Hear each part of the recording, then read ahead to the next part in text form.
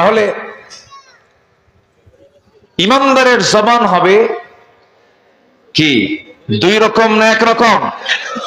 দলিল লেখার মতো না? হ্যাঁ, কোনো ভুল হওয়া যাবে না।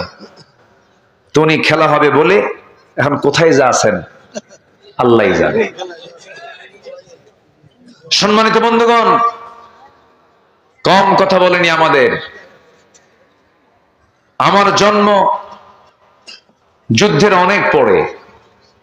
2013 সালে আমি রাজশাহীর বাগমারায় মাহফিলে যাব। ওসি সাহেব বলে, হুজুর আপনি আসতে পারবেন না। কেন? আপনি রাজাকার। তো বললাম, আমার জন্মই তো যুদ্ধের বহু পরে। আমার মানে যুদ্ধের বছর 71 সালে তো আমার মায়েরই বিয়ে হয় নাই। রাজাকার। আজকে সেই রাজাকার শব্দটা আজকে ব্র্যান্ড রূপ নিয়েছে। বেশি বললে তিতা লাগে, তিতা লাগে।